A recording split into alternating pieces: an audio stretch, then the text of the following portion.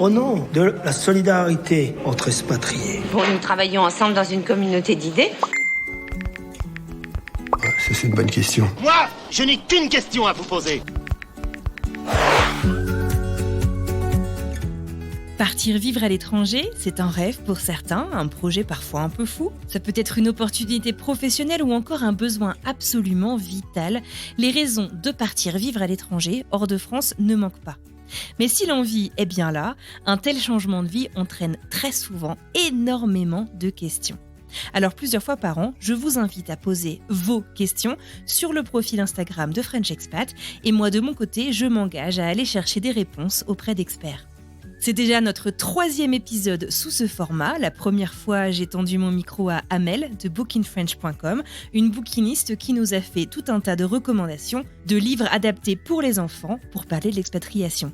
J'ai aussi reçu Adélaïde Fulconis, thérapeute et psychopraticienne, pour parler de tous les aspects psychologiques autour de la multiculturalité et de l'expatriation. Et aujourd'hui, nous allons répondre à vos questions sur le bilinguisme. Dans ce nouvel épisode, je suis allée tendre mon micro à Audreyne Guyaudeau, orthophoniste de formation. Elle est spécialisée dans le bilinguisme. Elle a d'ailleurs une page Instagram que vous connaissez peut-être, Une bulle de langue. Audreyne est expatriée à Ottawa, au Canada, et elle est maman d'une petite bilingue. Ah oui, moi c'est Anne-Fleur Andrely. Vous écoutez French Expat, un podcast de French Morning. Après, il m'a posé la question fatidique, il m'a dit « Speak English ?» Alors la première question vient de Jessica qui demande comment transmettre 3 cultures, et donc potentiellement 3 langues, à son enfant sans l'asphyxier, sans que ça devienne une grosse contrainte finalement. Je pense que déjà, en fait, faut garder le plaisir en tête.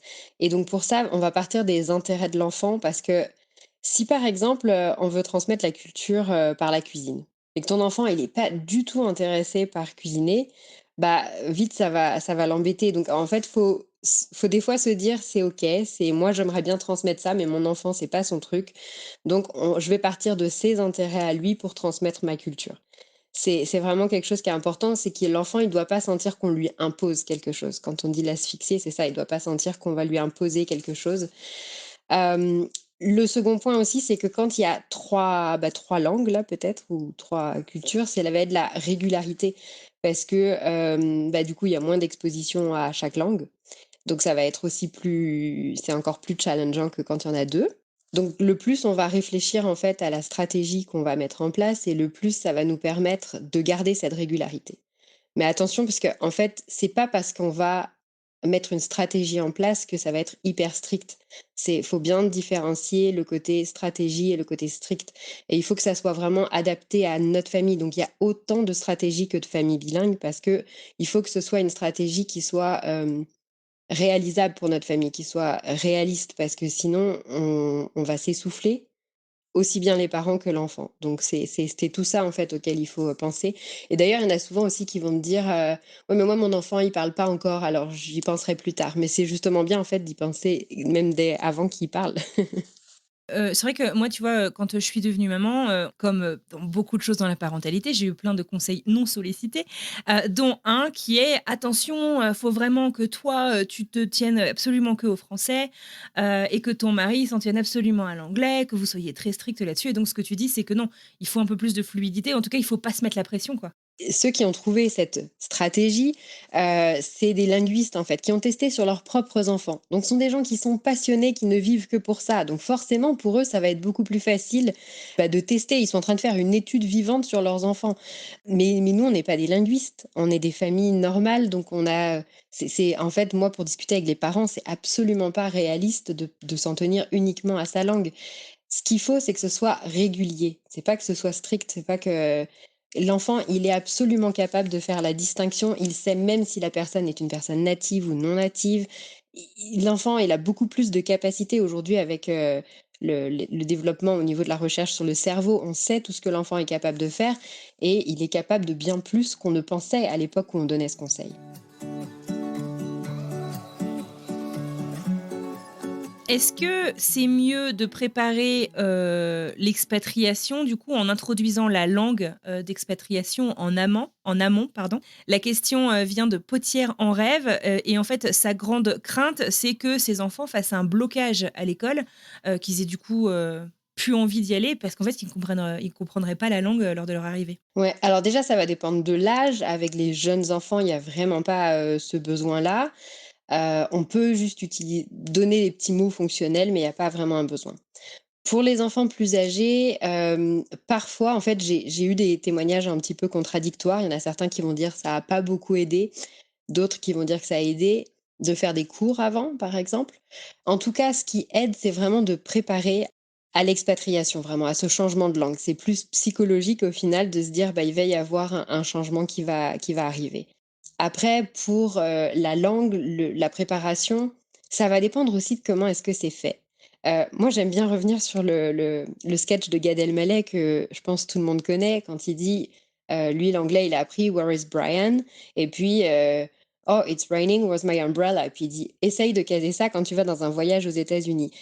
Voilà, en fait, c'est essayer d'avoir quelque chose qui va être fonctionnel. C'est un truc, qu'est-ce que mon enfant, il va pouvoir utiliser immédiatement?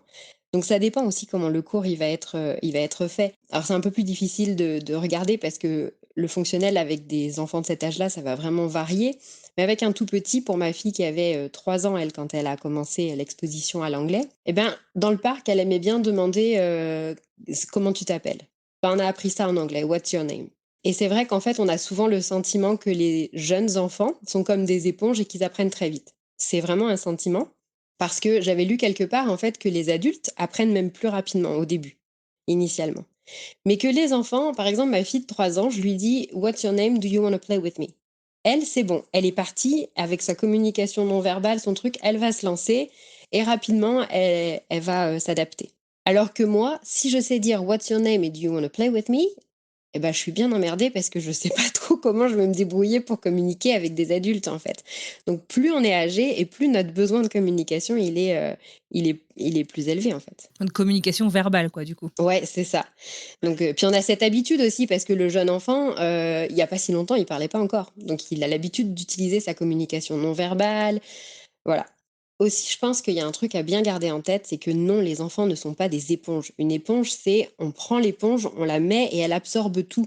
Et ça se passe pas comme ça. Et moi, quand je parle avec des parents, ils disent on leur a tellement dit ça avant que c'est un petit peu la chute libre quand on arrive parce que c'est pas comme ça. Donc c'est aussi se préparer à soi, se dire bah le début, ça va être un petit peu difficile, va sûrement falloir les aider, les soutenir, voilà. Mais c'est une passade, ça va passer et ils vont s'adapter, ça c'est sûr. Mais pas se dire que ça va être facile en fait. C'est ça la différence, c'est auquel il faut se préparer mentalement quoi en fait, aussi. Et alors, on parle de cours, intensifs, il y en a qui sont disponibles, que ce soit en ligne, dans plein de villes, en France et ailleurs dans le monde d'ailleurs. Mais il y a d'autres manières aussi en fait de s'exposer à la langue en amont d'une expatriation. Je pense, je sais pas, on parle des enfants aux dessins animés, enfin pour les jeunes enfants, les livres, les podcasts même, enfin je sais pas. Est-ce que tu as des recommandations là-dessus? Bah, on va pas apprendre une langue, de cette manière-là parce que, en fait, pour apprendre la langue, déjà, il y a 2 choses, c'est qu'il va falloir l'interaction et il va falloir le besoin, en fait. Et tant que l'enfant, il n'est pas encore expatrié, il n'a pas ce besoin de parler la langue.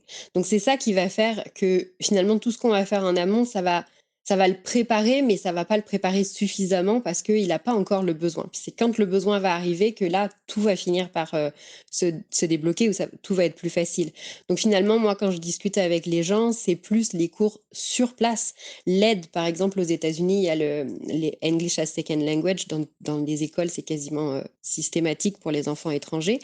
Et tout ça, tout le monde est unanime, c'est ça qui a aidé davantage, en fait. Je me souviens du témoignage d'Inaya qui avait, témoigné, dans le même podcast dans lequel tu étais intervenue, il y a quelques années, qui expliquait qu'effectivement c'était ça qui lui avait un peu donné des ailes en fait pour s'exprimer. Est-ce que tu as d'autres clés justement pour, accompagner à l'arrivée dans cette nouvelle école, pour se faire de nouveaux amis? Comme tu dis, les tout petits, ils ont la communication non verbale donc c'est je sais pas si c'est plus facile, mais en tout cas, il y a peut-être moins de barrières à l'interaction. Chez les plus grands, on pense aux adolescents qui sont parfois très perturbés justement par cette phase de la vie de l'adolescence et pour qui les amitiés comptent énormément. Est-ce qu'il y a, je sais pas, des choses à garder en tête pour les aider à s'intégrer malgré la barrière de la langue? Ouais, j'ai moins d'expérience avec les, vraiment les plus grands là, je c'est plus des parents avec des jeunes enfants qui sont, sur ma page, Instagram en tout cas.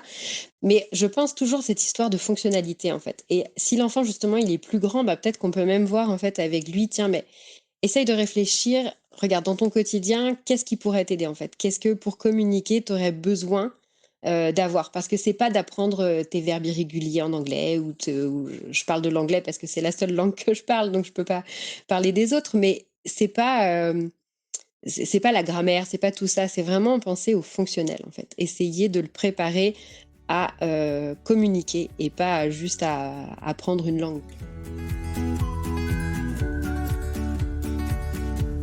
T'en parles pas mal dans ton compte, sur ton compte Instagram. Une question de notre lectorat qu'on a reçu, c'est comment réinstituer un peu de France ou de nos racines à nos enfants qui ne se sentent en fait plus du tout ou qui se sont même jamais sentis hyper connectés à la France. Parfois, ils sont nés à l'étranger et comme tu dis, en fait, il y a besoin d'une utilité pour solliciter cette langue. Sinon, c'est pas très intéressant pour eux. Est-ce que tu as des petits tips là-dessus? Je fais des consultations, hein, parfois avec des parents et quand je reçois, la question que je leur pose, c'est: «Aujourd'hui, comment votre culture, elle est présente dans le quotidien, en fait?»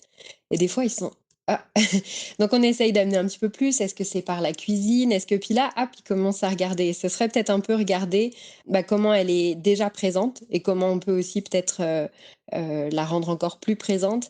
Peut-être aussi l'entourage qui ne parle pas la langue minoritaire ou qui est pas, voilà, par exemple, la belle famille ou les amis et est-ce que eux, ils peuvent aussi nous aider à valoriser tout ça? Est-ce qu'ils peuvent nous aider à finalement, donc pour la langue, utiliser peut-être quelques mots ou peut-être, bah, s'intéresser, faire, à notre culture, venir avec nous, goûter des choses, on parle toujours c'est et la culture passe beaucoup par la cuisine, hein, à chaque fois je reviens sur ça, mais mais en fait, c'est vrai que c'est vraiment hyper important parce que la culture et la langue, elles sont liées et en fait, c'est aussi beaucoup le message que j'essaye de passer sur mon compte, c'est que c'est pas juste exposé à la langue. C'est vrai que c'est important de faire, de réfléchir à comment est-ce que je fais cette transmission de la langue se fait dans un cadre, elle fait du sens parce qu'elle se fait, c'est une transmission de la culture, en fait.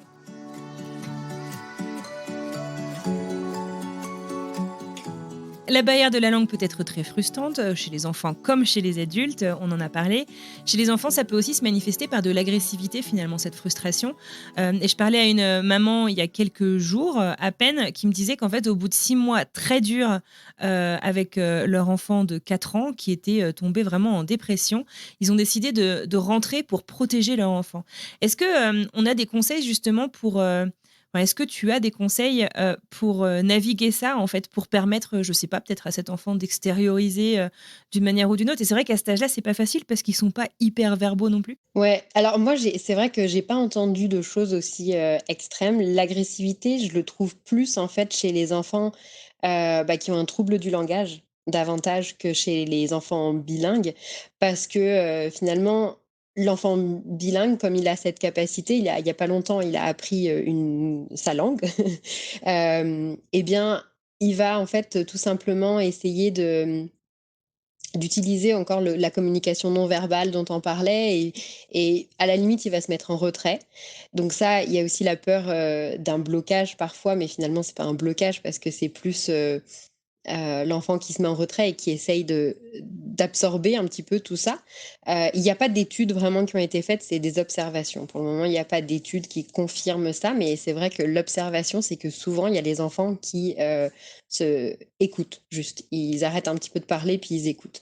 C'est pas du tout un blocage. C'est vraiment, on s'aperçoit qu'après ça, hop, le langage commence à sortir et chaque enfant est vraiment différent. Là, on le voit d'ailleurs, un enfant qui est vraiment, du coup, qui le vit très, très mal. En fait, ça va être toujours un petit peu aussi, la même chose, c'est, toujours essayer de bien voir qu'est-ce qui va l'aider au niveau de la fonctionnalité de quels sont les mots dont il a besoin? Est-ce que c'est, exprimer ses besoins de quelle manière? C'est pour demander à manger? Qu'est-ce qui le bloque, en fait? Et à 4 ans, il est capable, je pense même de pouvoir, nous le dire. Et puis aussi notre attitude à nous. C'est-à-dire que, lui montrer aussi en fait toutes les petites choses, tous les progrès qu'il a pu faire. Tiens, regarde là, tu as réussi à aller demander le prénom à tel enfant, ou on peut même se faire un cahier de réussite si l'enfant est assez grand. Enfin, essayer en fait de valoriser tout ça. Et également, je me suis aperçue parfois que parfois, parce que là je veux pas mettre de culpabilité sur les parents, mais que les parents pour qui les enfants c'était un petit peu plus difficile, c'était aussi des parents qui étaient très nostalgiques de leur pays. Et donc voilà, il y a aussi en fait le fait de, OK, on embrasse notre culture, on est en train de on reste français ou on reste peu importe notre culture, mais on embrasse aussi la culture d'accueil et ça, on le transmet aussi à notre enfant, en fait. Il y a pas juste, notre culture à nous, on la culture d'accueil et accepter le fait que notre enfant, bah, maintenant, c'est un enfant de la troisième culture, c'est-à-dire que c'est un mélange de la culture d'accueil et de sa culture d'origine. Une des questions aussi qui revient beaucoup, c'est comment maintenir le français. Alors tu l'as dit, il faut que ce soit utile aussi, il faut que ce soit rigolo. J'ai reçu un message d'une maman qui disait: on prépare un retour en France, mais mes enfants ne me parlent presque plus français. Je n'ai pas les moyens de les mettre dans une école américaine en France. Comment faire pour qu'ils puissent s'exprimer sans être mis à l'écart? Bah, en fait, là, c'est hyper simple parce que on vient de parler précédemment des enfants qui arrivent dans un pays dont ils ne connaissent même pas la langue. Alors que là, on parle d'enfants qui ne la parlent pas, mais probablement la comprennent. Donc, on est dans un bilinguisme passif. L'enfant, il parle pas, mais on est quand même dans un bilinguisme. En fait, là, il y a juste le besoin et hop, l'enfant, il va parler. Donc, à partir du moment où l'enfant va avoir besoin, c'est plus une question d'adaptation, mais là, pour le coup, ça risque d'être très rapide. Et même en fait selon les âges des enfants, mais après c'est même la langue du coup qui redevient dominante. Puisqu'il y a ça en fait, il y a la langue dominante, elle peut changer toute notre vie quand on est, bilingue. On peut, en fonction de même adulte, si on va, travailler dans un contexte plutôt anglophone, plutôt francophone, plutôt hispanophone, et ben notre langue dominante, elle va pouvoir évoluer. Elle évolue selon les domaines aussi, peut-être au travail, on est plus, anglophone, peut-être, à la maison, on est plus francophone, donc et c'est la même chose, en fait, pour l'enfant, donc quand il va arriver, de retour en France et ben, bah, là, il y a plus le choix, en fait. Quand il était à l'étranger, maman, elle me comprenait quand je parlais, anglais, mais là, maintenant, je suis en France, tout le monde parle français, j'ai plus le choix, donc je vais le parler et vu que si on a continué à leur parler français, ils comprennent tout et donc il y a plus qu'à l'activer et c'est pas, il y a pas besoin de cours pour ça, il y a pas besoin de quoi que ce soit, en fait.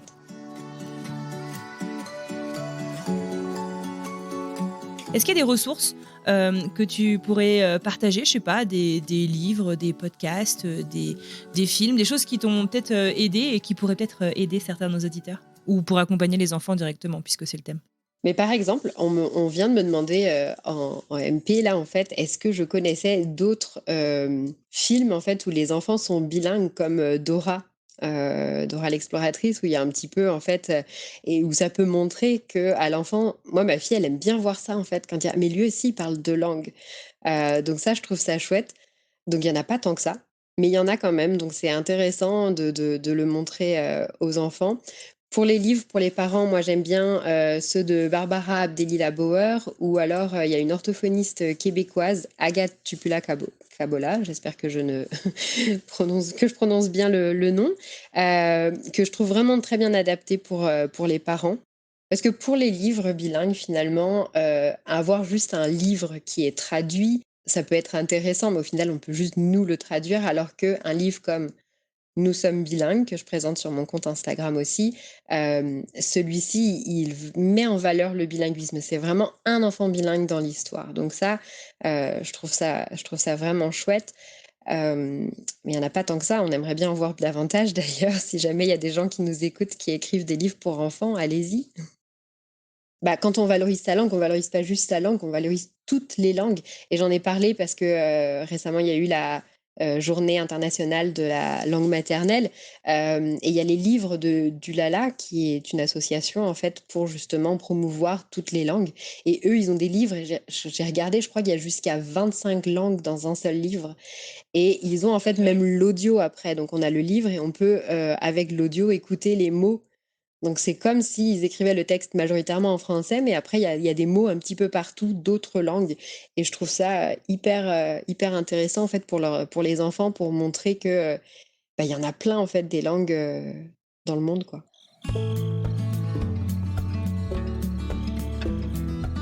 Et voilà qui conclut notre 3e épisode dans lequel nous cherchons à répondre à vos interrogations avec l'aide et le soutien de différents experts. J'adresse un grand merci à Audreyne pour sa disponibilité et ses conseils bienveillants. Un grand merci à vous de nous avoir écoutés jusqu'au bout. J'espère que ces conseils vous seront utiles et que vous avez trouvé des réponses à vos questions. Si c'est le cas, n'hésitez pas à partager cet épisode autour de vous ou même à vous rendre sur votre application d'écoute de podcast préférée pour nous laisser 5 étoiles ou encore, oserais-je rêver, nous laisser un petit mot pour nous parler de ce que vous aimez tant dans French Expat. C'est le dernier épisode dans lequel on répond à vos questions pour cette saison. En effet, la saison 4 arrive déjà à son terme dans quelques semaines. Il me tarde de vous retrouver pour la saison 5. Si vous souhaitez nous poser d'autres questions, peu importe les thèmes, n'hésitez pas à vous rendre sur le profil Instagram de French Expat. Tout est expliqué dans nos stories à la une. De mon côté, il ne me reste plus qu'à vous souhaiter une merveilleuse fin de journée, une très belle fin de semaine et je vous retrouve donc mardi pour une nouvelle histoire.